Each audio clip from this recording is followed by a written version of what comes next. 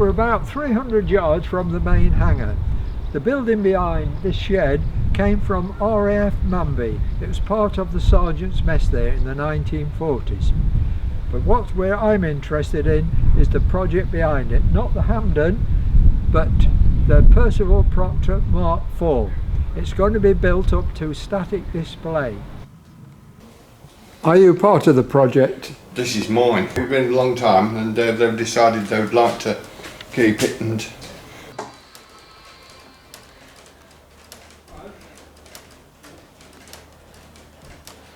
just do it. You've met Fred, haven't you? Yeah. Just do it one step at a time, man. One step at a time. He did. Yeah. And he said, that building here is for you, do what you like. Yeah. And I've been in here ever since. Yeah. Yeah. Yeah. She's got a bit of stretch on. And it said 2-seater side by side and then 2 other seats for the wireless. Yeah, if it's a wireless operating one and it's got all the bits, it's a 3-seater. Pilot, and he sits back a bit with all his gear, and then the instructor sits in the back. I see. If it's a communications one, it's a full 4-seater. Yeah. So they made them for 2 purposes. Yes. As I say, all made by Hills of Manchester.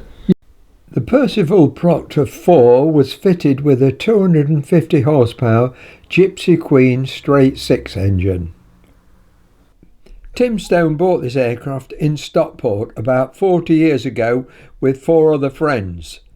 Nothing was done for quite some time until it arrived here at East Kirkby.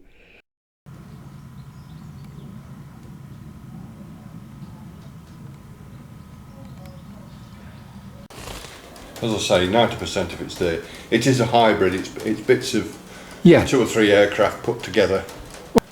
So eventually it'll get covered.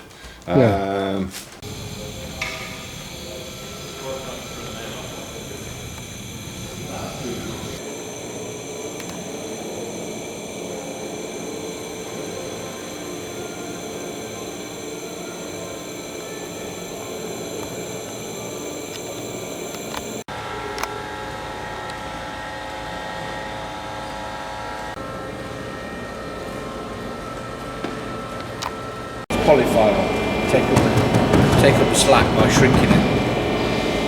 You have to do it round corners in little sections of glue and no glue, so that you can shrink it where there's no glue and then you glue it. See how you end up with no creases then.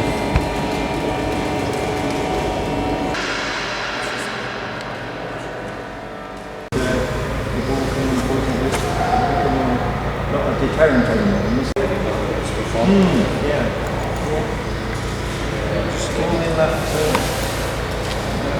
That helps me. That's all in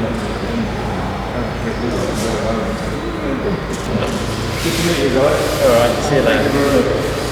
Alright. Morning. Equally. Yeah. But this, as it is, there's none of that glued. It's just glued right round the edge. So that's just one big slab. So if I shrink here, it'll start pulling up there. Yeah. But if you tried to glue these before you did the shrinking, then you would deform the wing.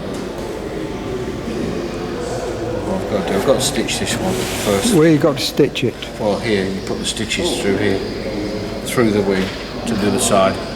Big long needle. Do a special knot, pass it back. Why is that? Well, when an aircraft's moving forward, you get 70% of your lift from suction. Yes. It's going to want to lift up. Yes. Yeah, bank. Yeah. There's a big holes underneath, but here, it'll just go straight to the bottom and stitch the bottom and back up to the top. You could be a From the other sailmaker. side. Yeah. From go down one side and up the other. Yeah. And then you cover that, you put a little 1/4-inch tape on that to stop it cutting into the thing. And when you've stitched it, then I'll put 2-inch pink tape over the ceiling because you'll have holes in the wing. And do you do that on every former? Yeah. You've shrunk it to the max, to a flying standard, or have you just shrunk it to tighten it up? I'll just shrunk it to tighten it. I will probably take it a bit further. Yeah. It'll do a trick. What about the flaps and the ailerons? All those. Yeah. And are they material as well? Yeah, they are. Although the flap there's one, it's a solid board. but it'll still be covered in cloth. Yeah.